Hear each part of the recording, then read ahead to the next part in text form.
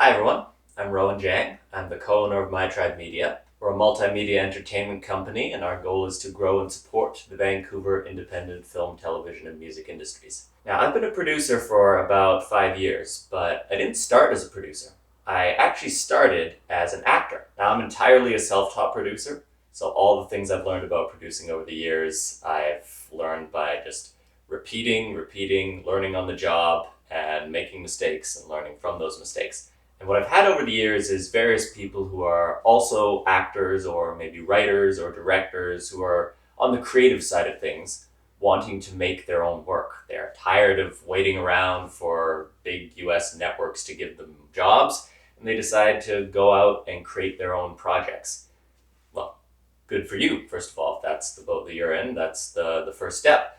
But then they realize they don't really have any idea how to produce. And so, because people have asked me to sit down over the years and share those tips, I thought it would be a good idea to make this information more readily available and do this video about some of the few key steps that I've found helpful for your pre-production process. Now, if you're an experienced producer, you've already made feature films, this video is probably not for you. There's nothing I'm going to say that's going to be able to help you. But if you're thinking of making your first or one of your first independent short films or web series, your own project for the first time, then maybe what I have to say will be helpful to you.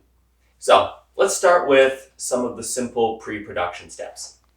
Step 1, script. This may seem like an obvious one, but I've had the experience over the years where people will try to start a project without having a draft of the script finalized. They're so excited about the idea of the story that they rush into production before it's fully complete.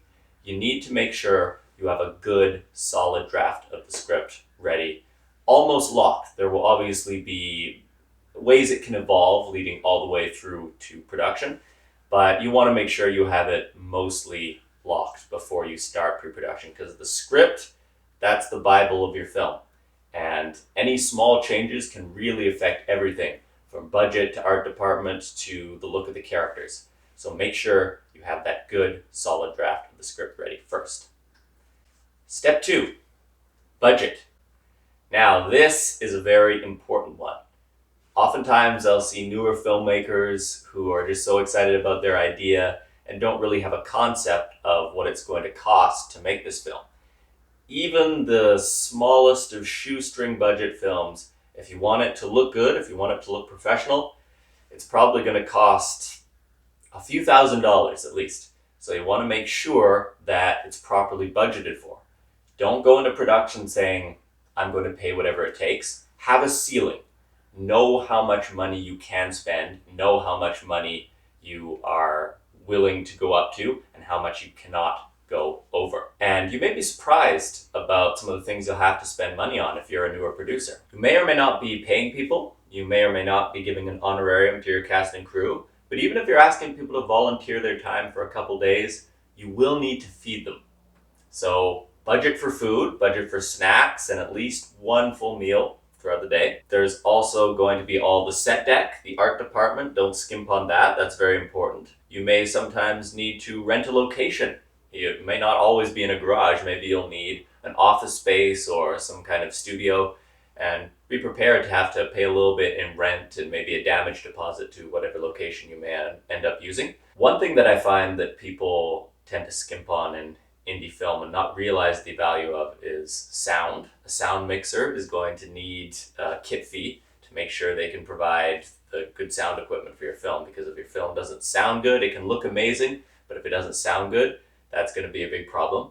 And make sure you know that you're going to have post-production expenses as well. It may cost money to edit or do the score or to submit your film to festivals. So make sure you know exactly how much money you have, how much money you need to raise, and how much money you will not go over before you start production of your film.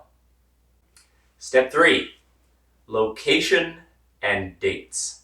What I really need to emphasize here is the order in which this step takes place.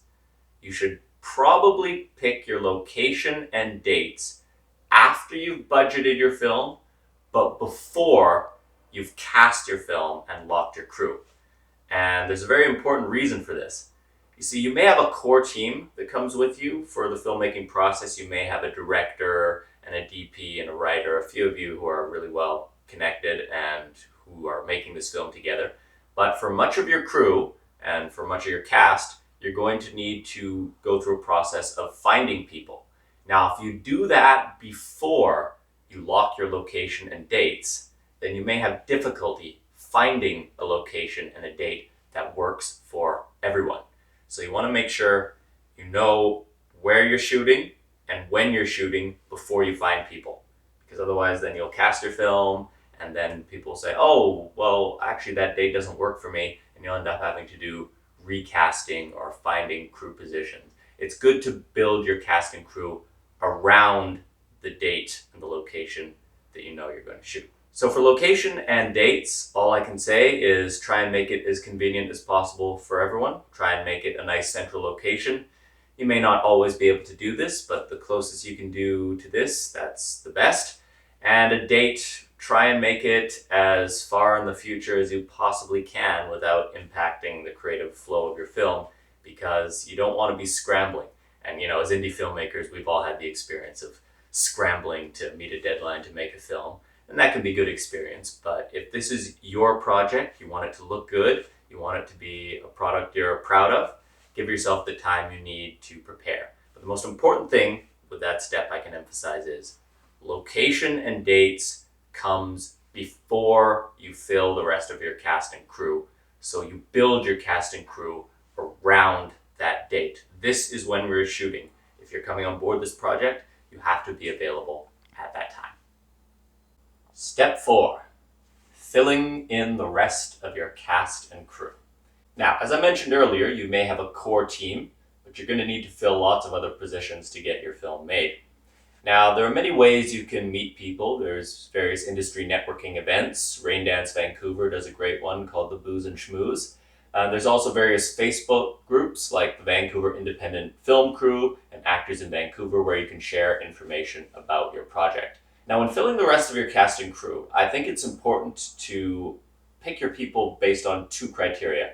1, that they know what they're doing, and 2, that you're a good fit. Sometimes in independent filmmakers, I see people who just want to work with their friends, and that can be fun, but make sure that if it's your friends, that they have enough experience to fill their position adequately, that they have enough talent and expertise in whatever field they're in, that they can help make the final product a good one.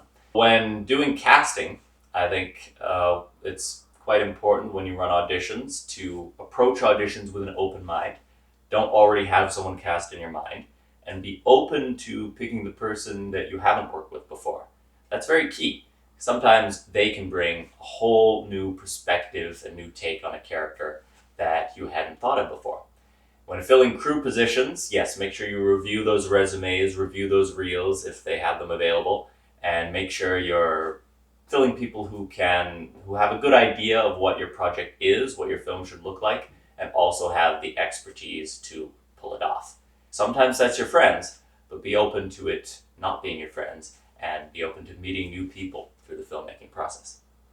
So those are my simple pre-production steps, and I highly recommend you follow them in that order. I do want to say something about the 5th step, and that is during production itself.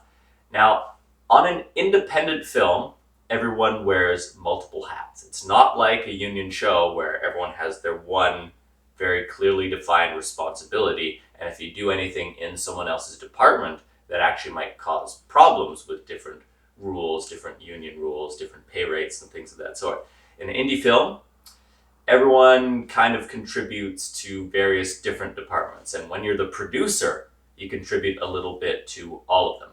So, for example, on our last shoot, the day before production, I had to arrange to have a U-Haul driver drive me out to Coquitlam to pick up a bunch of props, then drive to Burnaby to pick up a bunch of lighting gear, then drive to East Van to pick up a bunch of food, then drive to our shoot location, then unload all of that stuff, drive the U-Haul truck back, then head back to the shooting location and then I painted walls till about midnight.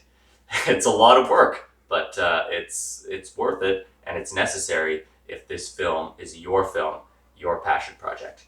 Now, I recommend that if you're the producer or the director, or you're in a key creative position, that you lead by example. You set the tone on the set. Everyone is there working for you either for free or for very little money. Everyone's going to be pulling their weight. You don't want anyone to be flaky on set. But if you're the lead, then you have to do the most work. And yeah, sometimes it's hard work, but if the end product is worth it, it's something you can be proud of. So lead by example, stay there painting walls till midnight if you have to, load heavy gear all day if you have to, and everyone else tends to sort of coalesce around the energy of the leader. So if you're a leader, make sure you're stepping up to the plate. And the final step that I'll mention today is that every single rule I just told you about, there's probably a film that has broken all those rules and turned out just fine. Filmmaking is a very subjective process, and different people have different formulas for how it's done. There's no one correct way to do it, but if you are starting out and you're a first-time indie film producer, then I recommend following the steps that I just laid out to you, because I learned those the hard way, screwing up, making mistakes, and developing that formula has really helped me get indie film projects off the ground. So, to recap, script leads to budget, leads to location and dates, leads to filling cast and crew, leads to production.